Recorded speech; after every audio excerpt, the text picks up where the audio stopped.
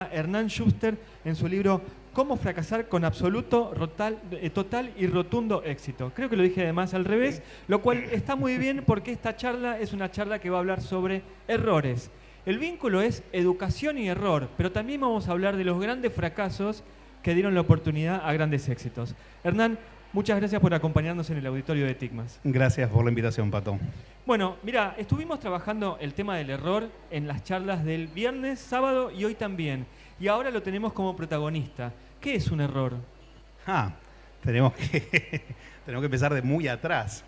Básicamente hay muchos tipos de errores y una de las razones por las cuales fracasamos en fracasar es porque no tenemos un buen marco para distinguir entre tipos de errores. No es lo mismo ponerle un huevo de más a un bizcochuelo que estrellar un avión donde van 300 personas. Son grados diferentes de errores. En el lenguaje español no hay una buena distinción entre lo que es error, falla, fracaso. En el inglés tenés muchos matices, muchas tonalidades más para definir el error.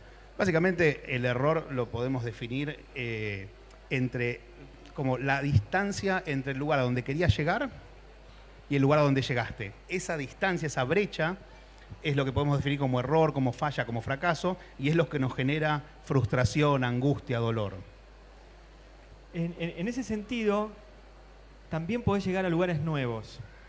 Entonces, esa distancia que te da el error que no llegaste a donde vos querías, pero llegaste a algo nuevo, ¿también se puede medir? Sí, por supuesto, lo que conocemos como serendipia. Es cuando, por ejemplo, descubrís algo tratando de hacer otra cosa. Hay mil ejemplos en la literatura, de negocios sobre todo, por ejemplo, las papas, no voy a mencionar marcas, pero... Podés, acá podemos todos. Bueno, Todo permitido para ustedes. Las papas Pringles, que come todo el mundo, se descubrieron por un error.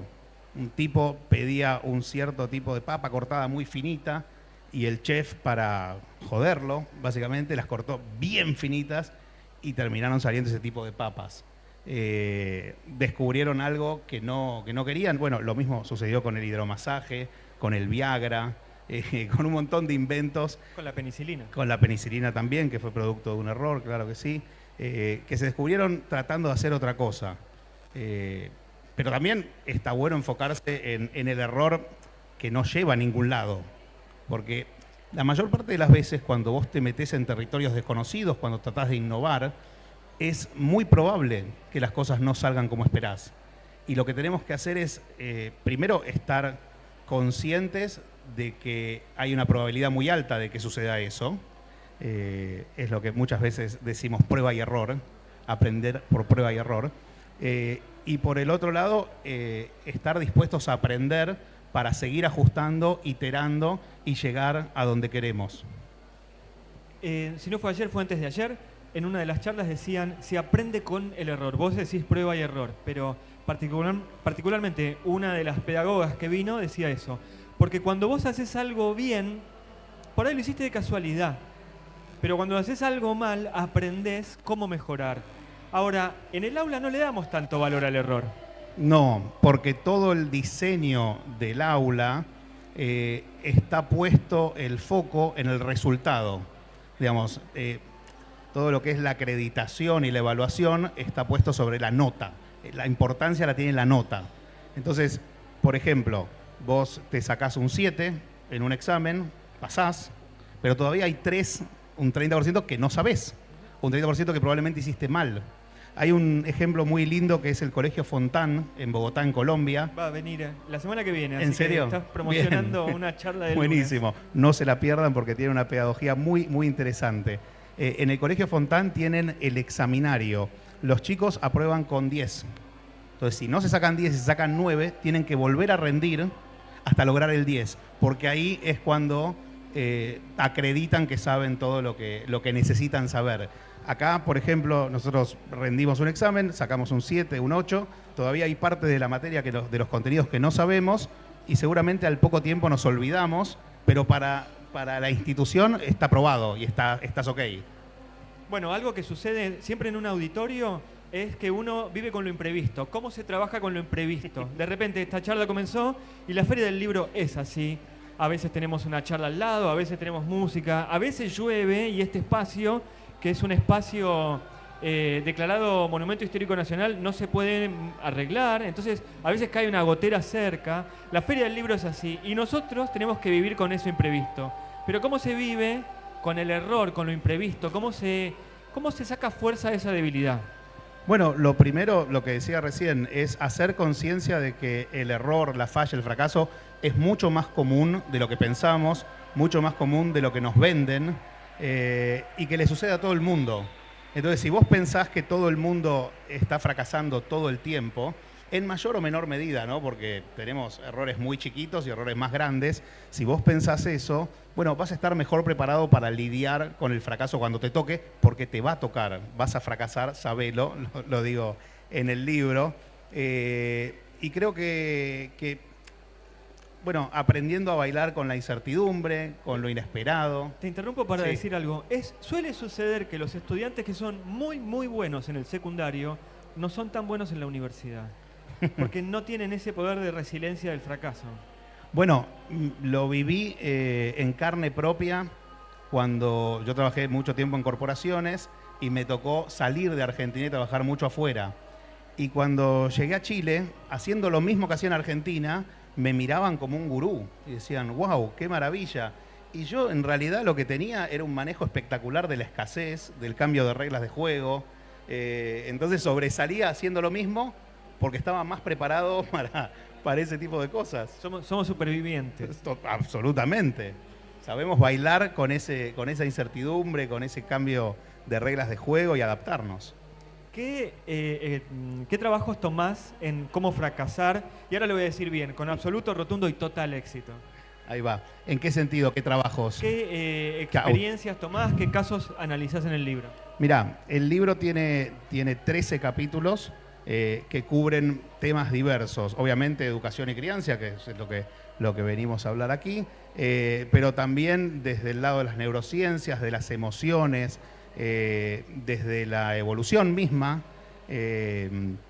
desde la innovación empresarial. Tiene muchos ángulos, hay todo un kit de herramientas para sobrevivir al fracaso y para lidiar con el fracaso.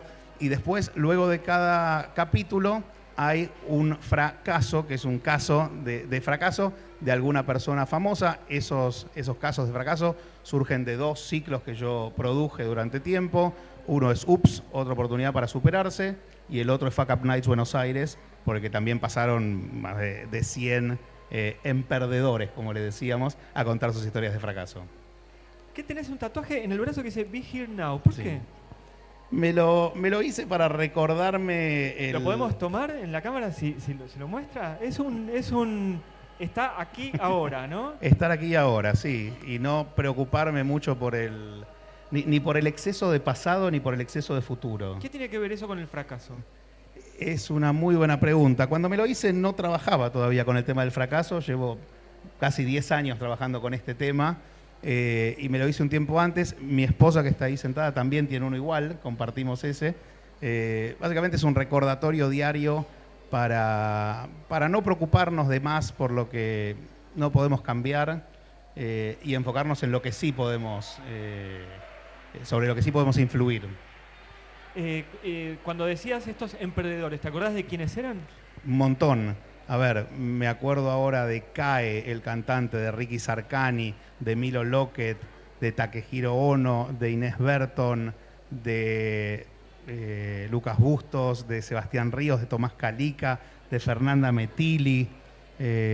Todos los exitosos pasaron por una época de dificultades o de errores. Por supuesto, tenemos esa idea idílica de que la gente exitosa, la gente a la que le va bien, jamás tuvo ningún obstáculo, ningún inconveniente, y es mentira.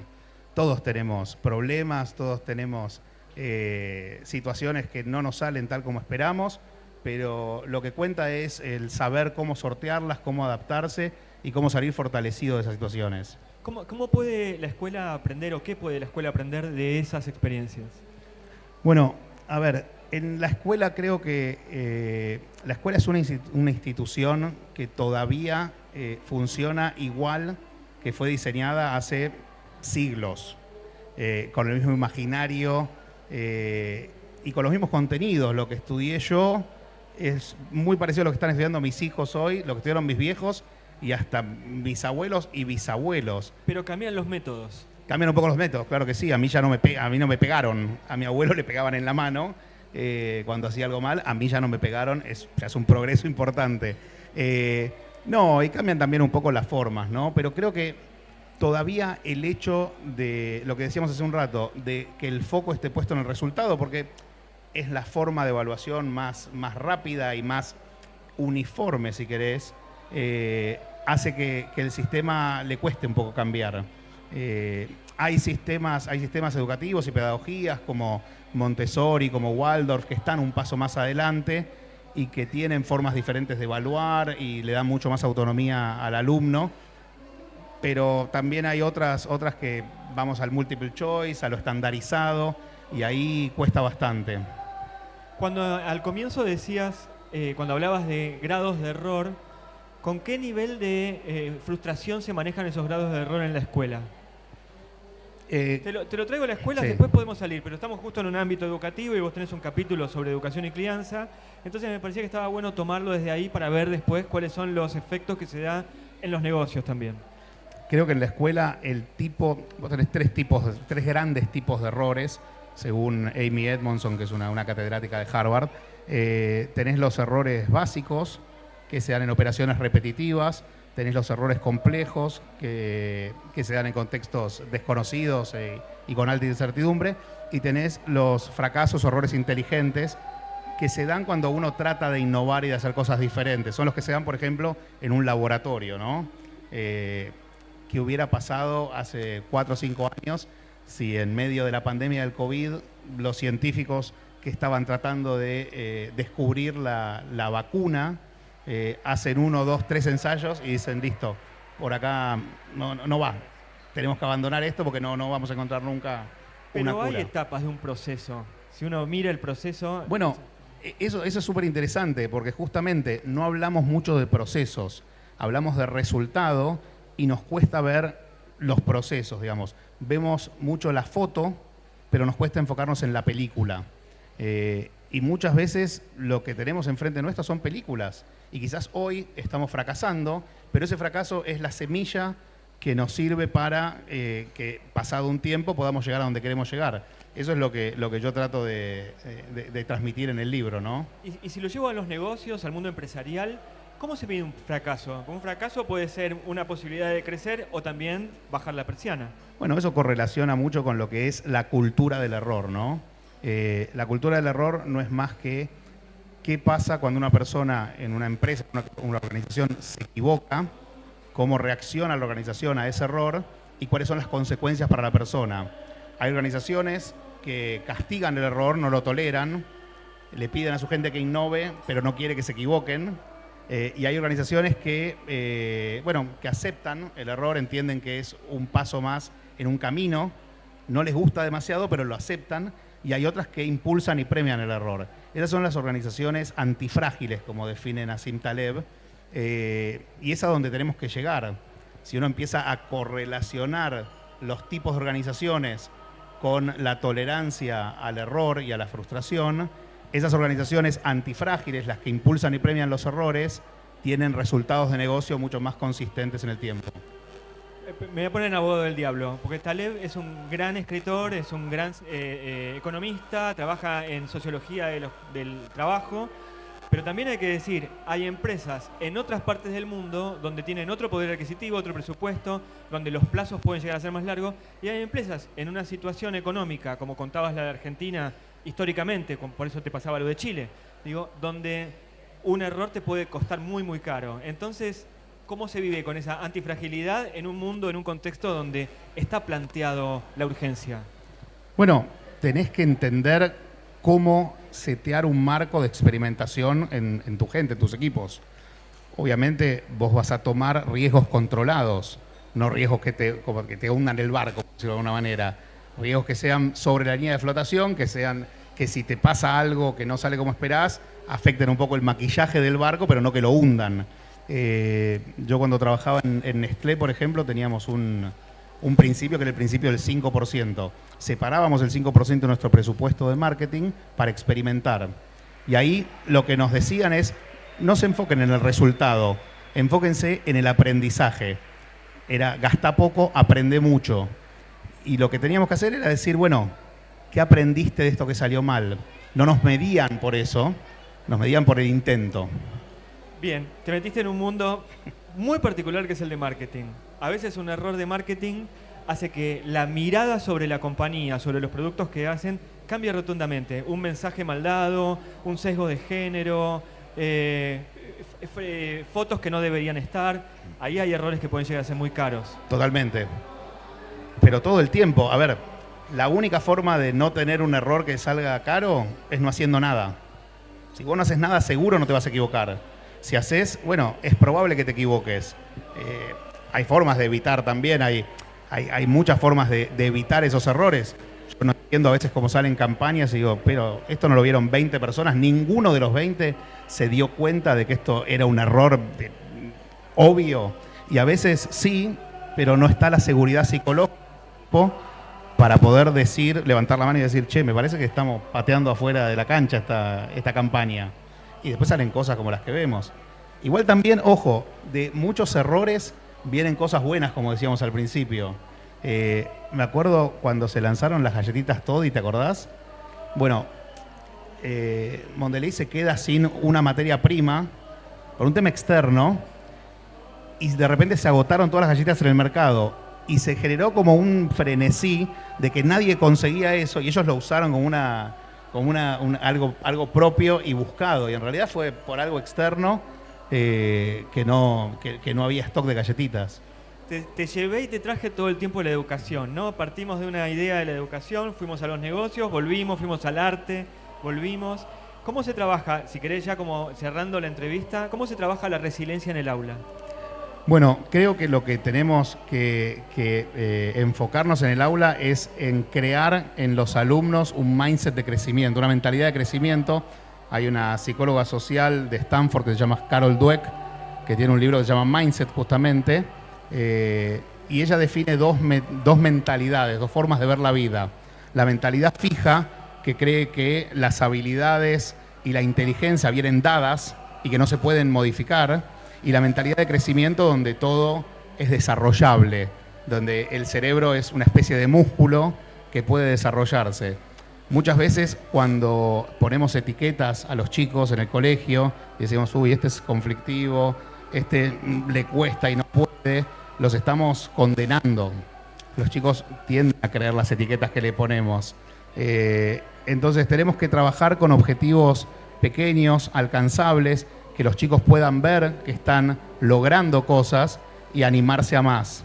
Cuando vos le pones una etiqueta a un chico también del otro lado, ¿no? Yendo hacia el otro lado, no al que le cuesta, sino al que le sale fácil, y le decís que es muy inteligente, los elogios suelen tener un poder inverso. Eso lo dice Melina Furman. Melina, claro. El capítulo, de hecho, de educación lo trabajé con Meli. Cuando un chico vos le decís que es muy inteligente, va a tender a aceptar desafíos de menor... para no poner en riesgo su inteligencia. Cuantía, porque claro, ¿cómo va a fallar si es inteligente? En cambio, si vos en vez de hacer foco en la inteligencia que viene dada, haces foco en el esfuerzo y le dices al chico, uy, qué bien que te salió esto, te esforzaste muchísimo, el chico va a tender a aceptar desafíos más grandes.